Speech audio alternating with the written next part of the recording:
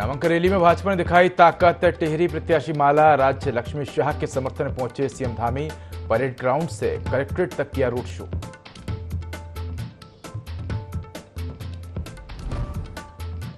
Pauri seat के लिए नामांकन दाखिल करने पहुंचे अनिल बलूनी। पूर्व सीएम तीरथ सिंह रावत भी मौजूद। जनसभा को संबोधित करेंगे सीएम पुष्कर सिंह धामी।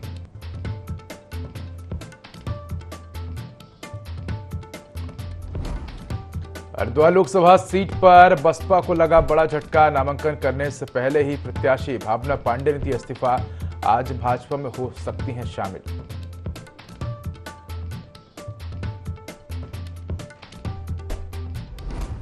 कुमाऊं के पहाड़ी जिलों में होली आज। एक दूसरे को अबीर गुलाल लगा रहे लोग। पहाड़ी गानों में थिरकते रहे होलियार।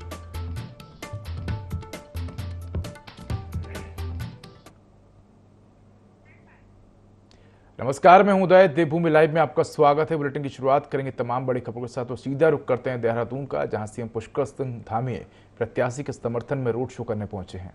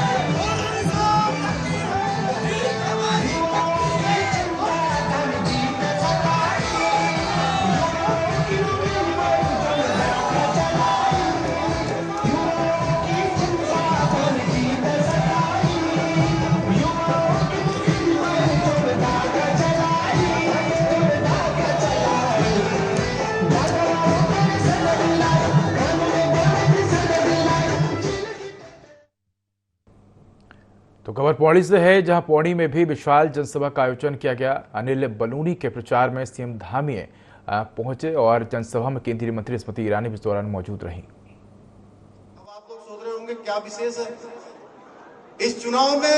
कहीं से यह आवाज नहीं आ रही है कि सरकार किसकी बनने वाली है। सब बोल रहे हैं मोदी जी की सरकार बनने वाली है ना। बोल रहे हैं कि नहीं बोल रहे हैं?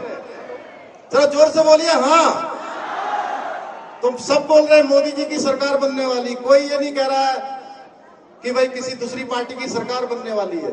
हाँ, ये जरूर बोल रहे हैं, जैसा अभी स्मृति जी यहां से आप सबसे जयकारा लगवा रही थी, नारा लगवा रही थी ना, तो सब लोगों से कह रही थी 400 पार। हाँ, ये जरूर है कि 400 आएंगे कि 410 आएंगे कि 420 आएंगे। पूरे देश में इस बात की चर्चा हो रही है। ये पहला चुनाव हो रहा है देश की आजादी के बाद। भाइयों बहनों, देवभूमि उत्तराखंड के लोगों ने हमेशा, जब भी हमारे प्रधानमंत्री मोदी जी के नेतृत्व में चुनाव हुआ, जो भी चुनाव हुआ है, उस चुनाव में प्रचंड बहुमत दिया है। हर बार अपना आशीर्वाद दिया। देखिए 2014 में उनको प्रधानमंत्री पद का उम्मीदवार बनाया गया था। 5 लोकसभा सीटें यहां से जीते थे। 2017 का विधानसभा का चुनाव हुआ, आप सब लोगों ने 2017 में भारतीय जनता पार्टी की सरकार बनाई थी। 2019 में लोकसभा का चुनाव हुआ, आपने 2014 के मुकाबले 2019 में और ज्यादा मतों से 5 सांसद यहां से जिताकर भेजे थे।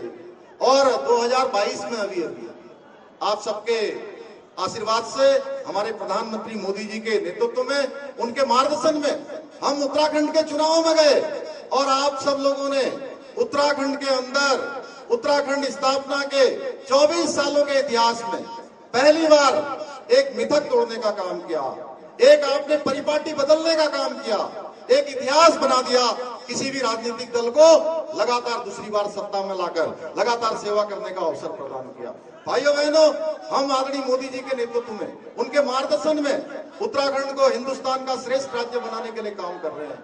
बहुत सारे काम आदरणीय प्रधानमंत्री जी के मार्गदर्शन में यहाँ संपन्न हो रहे हैं। ऋषिकेश कर्णप्रयाग रेल लाइन यहीं पर, वहां से शुरू होती है ऋषिकेश से और कर्णप्रयाग तक पहुंचती है। यह भी हमारे गढ़वाल लोकसभा क्षेत्र का बहुत ड्रीम प्रोजेक्ट है। बद्रीनाथ केदारनाथ की मैं बात करूं, बद्रीनाथ जी का मास्टर प्लान बन रहा है, आप सब जानते हैं। इसके साथ साथ केदारनाथ जी का पुनर्निर्माण का काम तेजी से चल रहा है। एक समय वो था, आप याद करिए, आप जब ऋषिकेश से यहाँ पौड़ी के लिए आते थे, श्रीनगर के लिए आते थे, आप बद्रीनाथ जाते थे, रुद्रप्रयाग जाते थे, चमोली जाते थे, पूरे कई घंटों लग जाते थे। आज आप आसानी से कुछ ही घंटों में आप बद्रीनाथ से ऋषिकेश पहुंच जाते हैं, देहरादून पहुंच जाते हैं। भाइयों बहनों, ये अंतर साफ दिखाई देता है किस प्रकार से आज कनेक्टिविटी बढ़ी है, किस प्रकार से आज तेजी से काम हुआ है। हमने भाइयों बहनों, हमारे प्रधानमंत्री जी ने, ये जो बात हो रही है इस बार की, ये चर्चा नहीं हो रही सरकार किसकी बनेगी, वो इसलिए हो रही है कि मोदी जी ने जो भी जनता से वायदा किया है, जो भी जनता से संकल्प लिया है, वो सारे के सारे उन्होंने पूरे किए हैं। भाइयों बहनों, डबल इंजन की सरकार है उत्तराखंड के अंदर, इसलिए आज 4 धामों का विकास हो या बद्रीनाथ केदारनाथ का पुनर्निर्माण हो, नवनिर्माण हो, ऋषिकेश कर्णप्रयाग रेल लाइन हो, ये बहुत सारे काम जो अभी भाई अनिल ने यहाँ से गिनाए, वो सारे काम इसीलिए संभव हो पा रहे हैं कि आज दोनों ही जगह पर दोनों सरकारें मिलकर काम कर रही हैं। आप सबको पता है, उत्तराखंड आज देश के अंदर जहां बहुत सारी बातें, 370, भगवान राम का भव्य मंदिर बनना, सीएए का कानून लागू होना, या देश के अंदर अन्य जो गरीब कल्याण की योजनाएं हैं, वो सब मोदी जी के नेतृत्व में संपन्न हो रही है, तेजी से आगे बढ़ रही है। उत्तराखंड के अंदर भी हमने देश का पहला राज्य, हम सबको गौरव प्राप्त हो गया, उत्तराखंड के एक एक व्यक्ति को एक गौरव प्राप्त हो गया कि उत्तराखंड यूसीसी लागू करने वाला पहला राज्य बन गया। भाइयों बहनों, मैं बधाई देना चाहता हूं। पूर्व मुख्यमंत्री हरीश रावत ने चुनाव का प्रचार प्रसार तेज कर दिया है। हरीश रावत ने पार्टी कार्यकर्ताओं से लोकसभा चुनाव में कांग्रेस प्रत्याशियों को विजय बनाने की अपील की है। हरीश रावत ने कार्यकर्ताओं से भावुक अपील करते हुए कहा कि उन्होंने हमेशा कार्यकर्ताओं को सर्वोच्च महत्व दिया है। इस लोकसभा चुनाव में मेरे राजनीतिक विवेक का इम्तिहान है। बता दें कि कांग्रेस ने हरिद्वार लोकसभा सीट से हरीश रावत के बेटे वीरेंद्र रावत को प्रत्याशी बनाया है।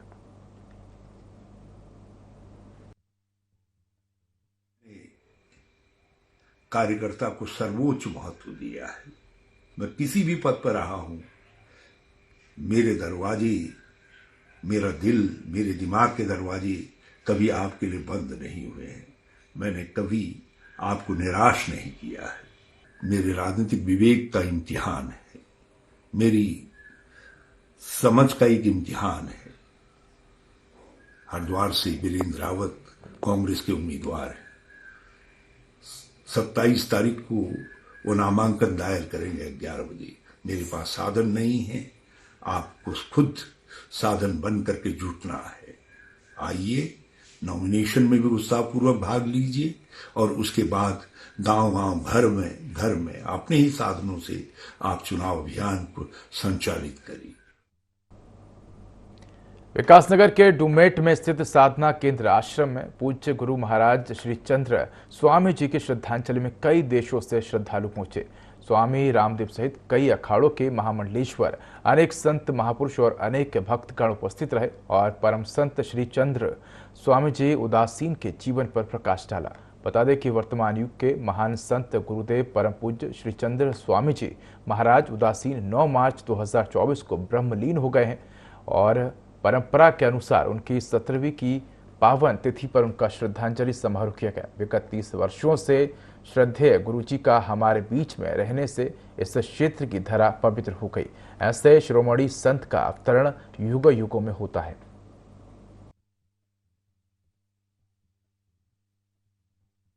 लगभग 30 वर्षों से श्रद्धेय गुरुजी का यहाँ रहना हुआ, हमारी ये भूमि पवित्र हो गई और अनेकों बार उनके दर्शन का अवसर प्राप्त हुआ और एक अद्भुत अनुभूति हमेशा उनसे मिलकर के होती थी। एक दिव्य प्रकाश, दिव्य तेज, 90-95 वर्ष की आयु में भी उनके चेहरे पर हमेशा रहता था। जैसा सब जानते हैं कि मौन रहते थे और लिख करके ही बहुत सारी चीज़ों का जवाब देते थे, लेकिन मुंह से बिना बताए बिना और लगभग सब चीज़ बता देते थे जैसे। और जहाँ तक यदि इस क्षेत्र विशेष की मैं बात करूँ तो यहाँ के लोगों में जीवन परिवर्तन, बड़ा व्यापक परिवर्तन यहाँ के लोगों के जीवन में उन्होंने लाया। भारतीय जनता पार्टी के हरिद्वार प्रत्याशी त्रिवेंद्र सिंह रावत ने हर की पैड़ी पहुंचकर मां गंगा की पूजा की। इस दौरान त्रिवेंद्र सिंह रावत की पत्नी और उनकी दोनों बेटियां, नगर विधायक मदन कौशिक, जिलाध्यक्ष संदीप गोयल समेत बड़ी संख्या में भाजपा के कार्यकर्ता मौजूद रहे। इस दौरान त्रिवेंद्र सिंह रावत ने कहा कि उनका चुनाव भाजपा वर्सेस कांग्रेस है और ये विचारधारा की लड़ाई है। कांग्रेस से वीरेंद्र रावत का टिकट होने पर कहा कि भाजपा हमेशा से वंशवाद और परिवारवाद से दूरी बनाकर रखती है। उन्होंने कहा कि मां गंगा से प्रार्थना कर उन्होंने स्वच्छता, निर्मलता और निरंतर की प्रार्थना की है और आशीर्वाद मांगा है कि मां गंगा शक्ति दें, जो वैभव के सपने हैं उन्हें पूरा कर सके। सामने कांग्रेस है, हमारी लड़ाई कांग्रेस से है, हमारी लड़ाई व्यक्तियों से नहीं है, हमारी लड़ाई मुद्दों की लड़ाई है, विचारधारा की लड़ाई। परिवारवाद से भारतीय जनता पार्टी दूरी बनाकर रख चलती है और हमने हमेशा से परिवारवाद और वंशवाद इसका विरोध किया है और हमारी लड़ाई, फिर मैं कहना चाहूँगी, विचारधारा की लड़ाई। हरिद्वार से बड़ी खबर है, जहां 4 दिन पहले बसपा में शामिल हुई भावना पांडे ने बसपा छोड़ दी है। भावना पांडे को हरिद्वार लोकसभा से बसपा का कैंडिडेट बनाया जाना था। प्रदेश प्रभारी और प्रदेश अध्यक्ष की मौजूदगी में भावना पांडे ने बसपा ज्वाइन की थी। बसपा प्रदेश अध्यक्ष चौधरी शिशपाल ने जानकारी दी कि ज्वाइन के बाद से भावना पांडे पार्टी नेताओं के संपर्क में नहीं है और किसी का फोन नहीं उठा रही हैं। बसपा प्रदेश अध्यक्ष ने कहा कि उनके पास नेताओं की कमी नहीं है, जल्द ही नए प्रत्याशी की घोषणा की जाएगी। खबरों के मुताबिक भावना पांडे ने भाजपा प्रत्याशी त्रिवेंद्र सिंह रावत के समर्थन में चुनावी मैदान छोड़ दिया है।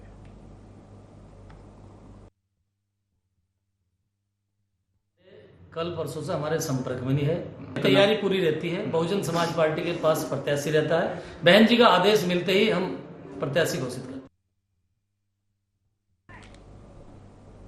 प्रदेश के पर्वतीय क्षेत्रों में होली की छलड़ी धूमधाम से मनाई गई। लोहाघाट क्षेत्र में धूमधाम के साथ लोगों ने होली की छलड़ी मनाई। लोग सुबह से ही अबीर गुलाल लेकर एक दूसरे को लगातार होली की शुभकामनाएं देते रहे और होली गायन की मस्ती में झूमते नजर आए। लोगों ने जमकर होली खेली। वहीं शांति व्यवस्था बनाए रखने के लिए पुलिस मुस्तैद नजर आई।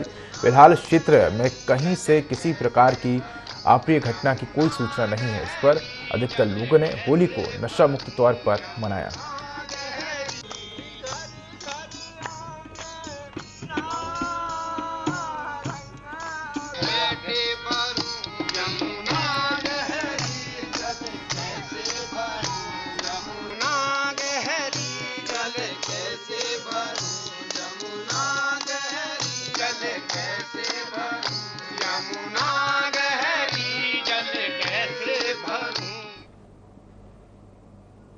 खबर लक्सर से है, जहां कांग्रेस पार्टी के प्रत्याशी वीरेंद्र रावत ने भी लक्सर में अपने चुनाव कार्यालय खोल दिया है। पूर्व मुख्यमंत्री हरीश रावत ने लक्सर पहुंचकर पार्टी प्रत्याशी और अपने बड़े पुत्र वीरेंद्र रावत के चुनाव कार्यालय का फीता काटकर उद्घाटन किया। इससे पहले हवन यज्ञ का कार्यक्रम भी किया गया। इस मौके पर हरीश रावत ने कहा कि केंद्र और राज्य की भाजपा सरकारों ने देश और प्रदेश का बेड़ा गर्क कर दिया है।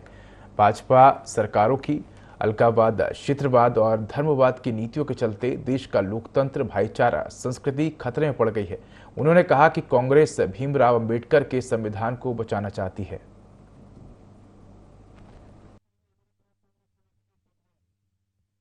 विसार दो, नए युग का आगमन हो रहा है, उसका स्वागत कीजिए और जनता पूरे स्वागत में खड़ी है। वो भारी जनसमूह जो है वो बताता है कि हरिद्वार की जनता क्या चाहती है। सबकी चाहत हरीश रावत है और निश्चित रूप से यहाँ कांग्रेस जीतने का काम करेगी। हरीश रावत जी का लंबा अनुभव मेरे साथ है और मेरे खुद की 25 वर्षों की मेहनत मेरे साथ है। मैं लगातार 2009 से हरिद्वार की जनता के बीच में हूँ, तो लगातार मैंने जो है अपने पिताजी के साथ कंधे से कंधा मिलाकर जनता की सेवा करने का काम किया है और उसका मुझे लाभ मिलेगा। लक्ष्य है भारत के संविधान को बदलना और वो समझते हैं कि अंबेडकर जी का बनाया हुआ संविधान उनके रास्ते में कांटा है, इसलिए उसको बदलने के लिए वो 400 के पार चाहते हैं। इसलिए उनकी ललकार 400 के पार है और हमारी ललकार है, हम हर हालत में संवैधानिक लोकतंत्र की रक्षा करेंगे। जनता के साथ आशीर्वाद के लिए खड़े हैं। हम कोई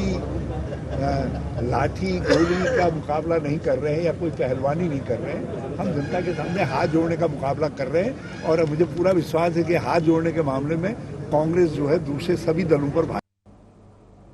आगामी लोकसभा चुनाव के लिए बीजेपी की टिहरी लोकसभा सीट से प्रत्याशी माला राज्य लक्ष्मी शाह का नामांकन हुआ। नामांकन के दौरान कैबिनेट मंत्री गणेश जोशी, बीजेपी चुनाव संचालन समिति के संयोजक नरेश बंसल सहित कई विधायक मौजूद रहे। इस अवसर पर बोलते हुए माला राज्य लक्ष्मी शाह ने कहा कि हम जनता से अपील करना चाहते हैं कि प्रधानमंत्री नरेंद्र मोदी के सपने को साकार करने के लिए बीजेपी के पक्ष में जनता बढ़ चढ़कर मतदान करे।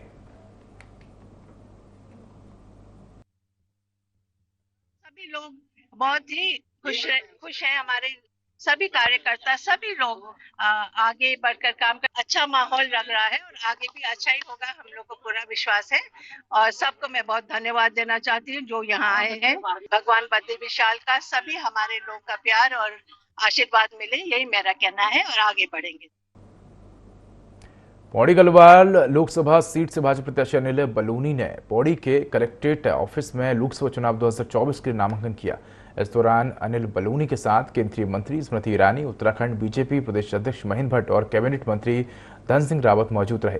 नामांकन करने से पहले अनिल बलूनी ने केंद्र और राज्य के बड़े नेताओं के साथ पौड़ी में रोड शो किया और उनका रोड शो रामलीला मैदान पौड़ी गढ़वाल से कलेक्ट्रेट ऑफिस तक निकाला गया।